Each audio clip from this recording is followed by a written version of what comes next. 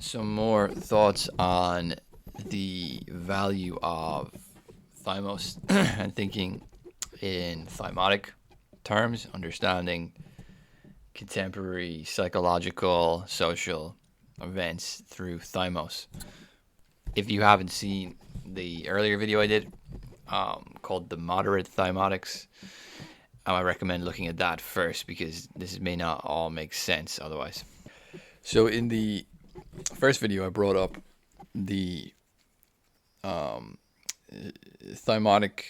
conceptions around stemming from people like Fukuyama around identity and recognition, which I think are important to think about when we're encountering such obvious problems with identity and kind of identity politics and gender identity and all this kind of stuff. The basic schema to that was that you have different sorts of recognition. You have recognition called megalothymia, which is the recognition of being superior, and you have isothymia, which is the recognition of being equal. When people have a sort of conventional conception of themselves through status, which is a very thymotic category, through status and so forth. And that status isn't just class, but it can also be historical. We can see ourselves as being at a higher status point of history than other people and so forth, and then people 500 years ago, whatever, right? So when our kind of, let's say, conventional and historical self-conceptions are very not in good harmony at all with the kind of real of what we are, in the sense of what we actually do and our significance on the level of our actual character, our habits, and so forth. This can lead to a kind of disassociation, right? So, this is very common in the end of history because the last man is defined by a sort of arrogance that he thinks that he's the best that's ever lived. He's a historical end of a linear process, excuse me, of improvement, which has been going on for a long time. And he has this sort of assumed identity. He's assumed his identity, but he's not like living his identity. He's not proving his identity in practice. He hasn't really got any life experience or actions or anything kind of more concrete that he can point to, which would justify this identity of himself. And if you watch Fight Club, this is a really good theme in Fight Club, because what Tyler Durden is he's constantly undermining this kind of arrogant last man identity.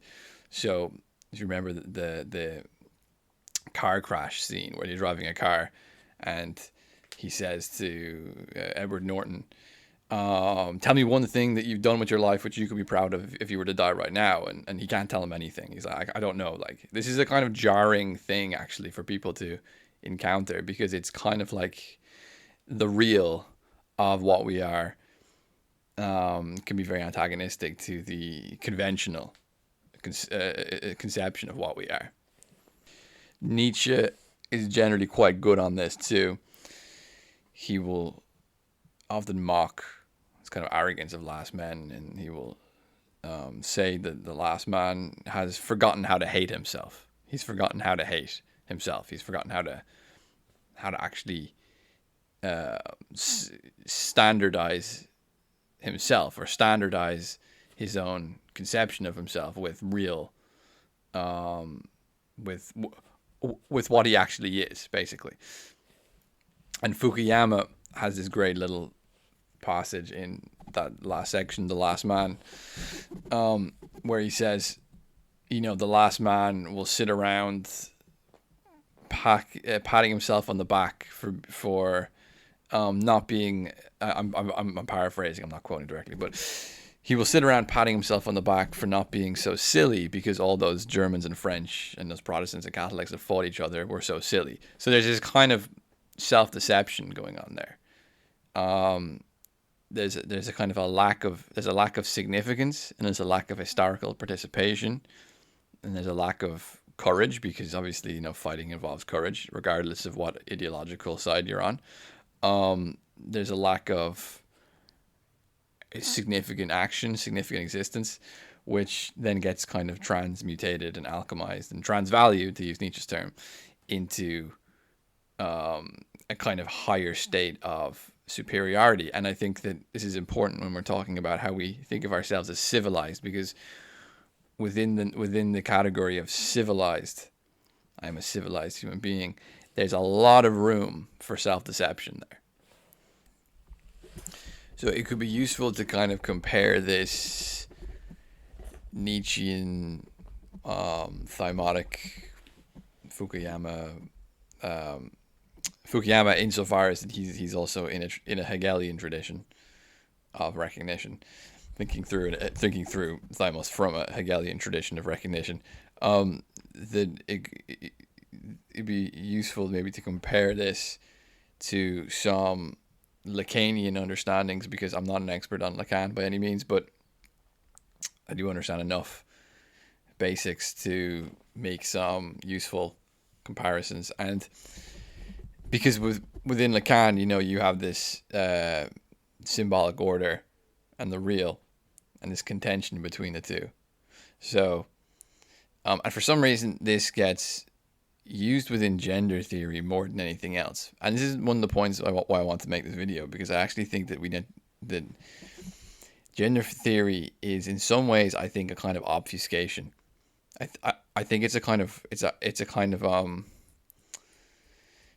not that it's not an important area in its own regards, but it's the consequences of certain developments, ideological, philosophical histories, which have basically failed us, which I'll try to explain in this video if I remember.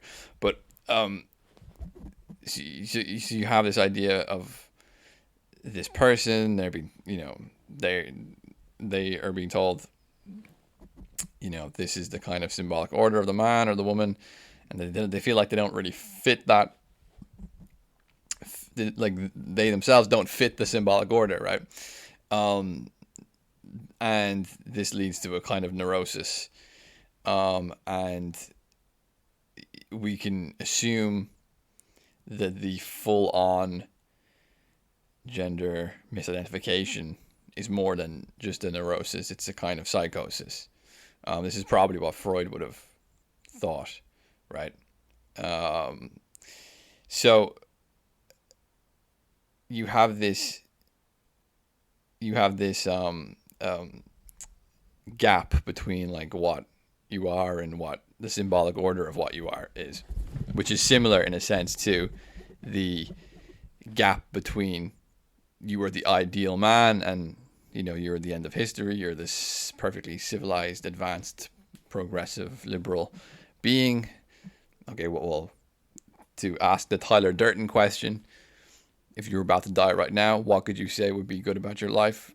This, there's a gap there, basically. So the reason the Lacanian idea of like accepting castration is, I don't think, particularly useful, at least not entirely, because if you just think of that in gender theory, sure, that makes sense. Like you are one or the other, right? Just the way life is. You kind of have to, you can be resistant towards the symbolic order of that, but you are that. And I think the reason that we can be critical of the gender stuff, without like judging people for being confused, because I said in the last video, like, the world today is so grossly messed up that it's kind of understandable people are confused. But we can judge the assumption that the more practical side of gender theory transitioning, all that kind of stuff, is kind of a hopeless, stupid thing to do, because and this is why it's not radical. This is what conservatives don't understand about it, that they think like that this is a serious rejection of the symbolic order. So it's really radical and so forth. But they only think this because they don't understand teleology and they don't understand potentiality. So when a person is refusing their kind of symbolic order, their gendered role, they are, normally these issues come about for people like when they're developing. So there's a kind of psycho-developmental angle to this, and if there's a psycho-developmental angle to it, it means that there's a kind of teleology of human life to it. That they're resisting maturity, right? Because we mature in a gendered way. You're resisting maturity. You're resisting completion. You're resisting the fulfillment of potentiality, to put it in Aristotle's terms. You're resisting becoming a woman, becoming a man. It means becoming mature. It means becoming more full. Now, why is this a act of conformity to resist this and not an act of subversion? Because I just said earlier that the kind of Tyler Durden ethos is to undermine the kind of the self-satisfaction of the last man who considers himself very full, very complete when he's not. So that would seem like a contradiction, but I don't think it is, because if you think about what liberalism is at its core, it's the rejection of taking the ends of human life seriously. We're not allowed to disagree about the ends of human life, or what? Well, the Hobbesian view, we will kill each other, state of nature.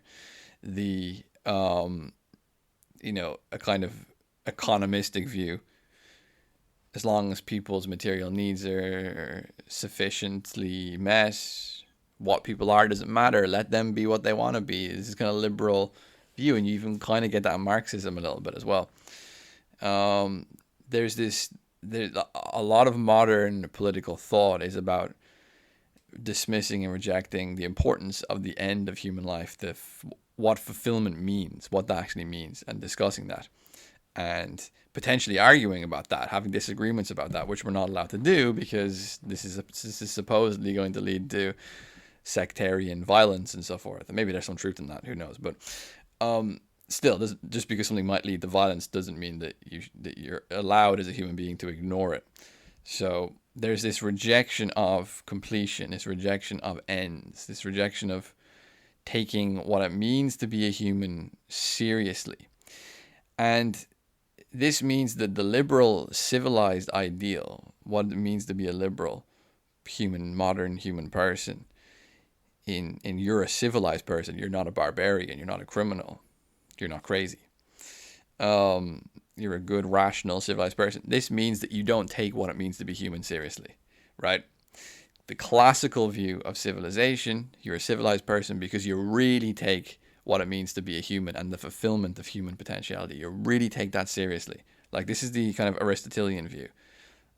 Human is a animal who has a kind of innate potentiality, and when it's fulfilled, he lives in a kind of polis or a civilization. He's a kind of political animal who reaches his fulfillment through communal life, basically.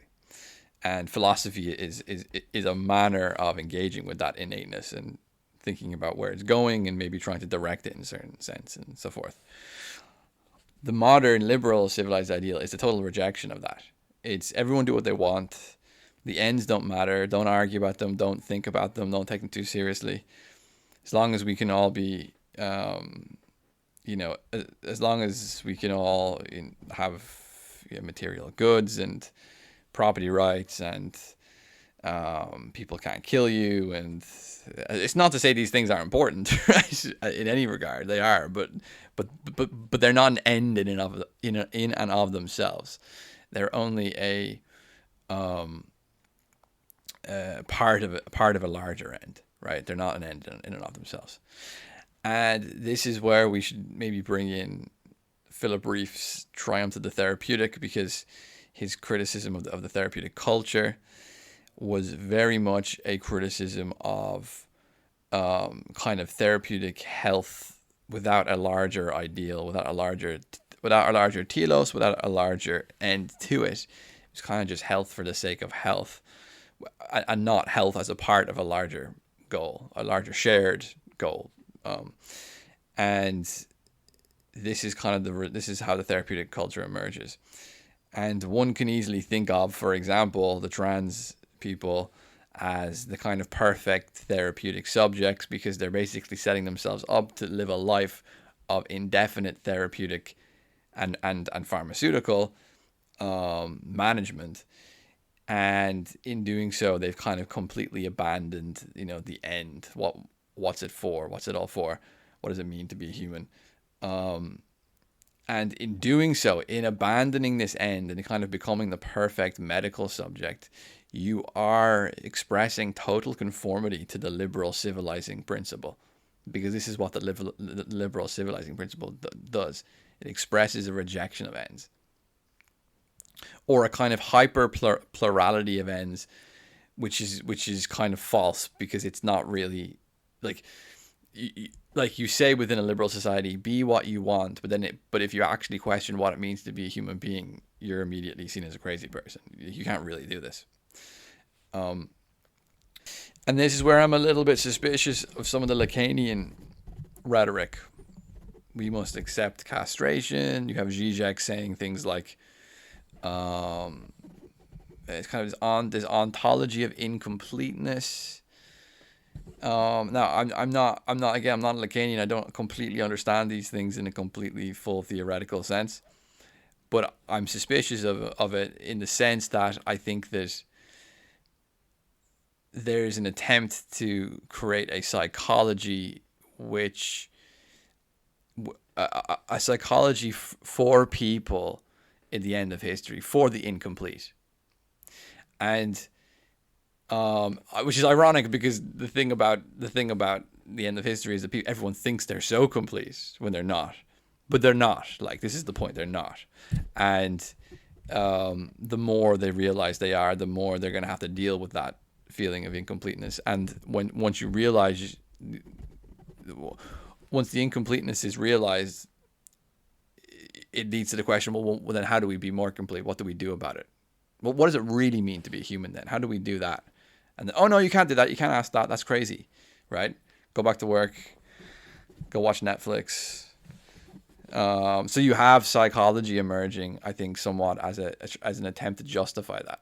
Say, well, who needs to be complete? We're all castrated. Like, who cares? Now, maybe that's a vulgar interpretation of Lacan. I don't know if you're a Lacanian. Leave a comment to tell me I'm wrong, but I haven't really heard anything other than that to give me more confidence. The liberal, it's ironic, right? Because the liberal arrogance of total completeness, the last man. I'm the last man. There's no more. I'm the end of potentiality. This last man has actually created a civilization for the incomplete. And the incomplete is a nice way to put it, because, I understand that there's a sort of rejection of, people that go to the gym constantly, like, I'm never, my muscles are never big enough. Nothing's ever big enough. People that get plastic surgery and nothing's ever good enough. I understand that there's a kind of psychological pathology going on there to some extent, and that is like bad, and people shouldn't really get caught into that obsessive way of thinking. But um, in a way, we could see these strange phenomena of the modern world as, like, people wanted, their muscles to get bigger and bigger and bigger, and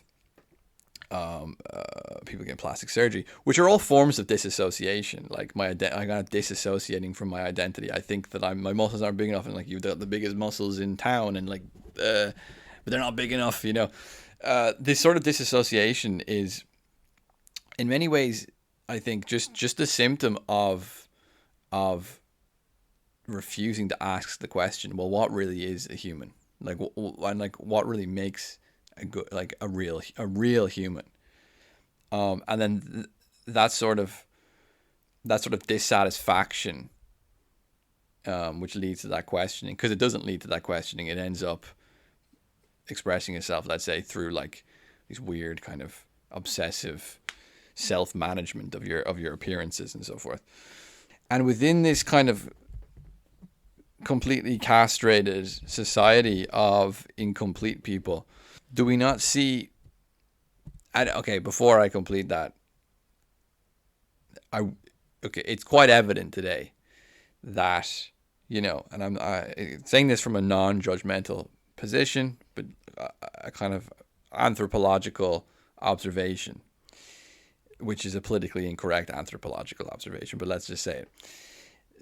Seems to be an attempt by certain ideological forces to, I would say, push upon us images of incompleteness as, or we could say incompleteness, maybe another way of putting it would be the neglect of potentiality and form, the neglect of form, the neglect of potentiality, because I do think liberal societies capitalist societies are extremely neglectful.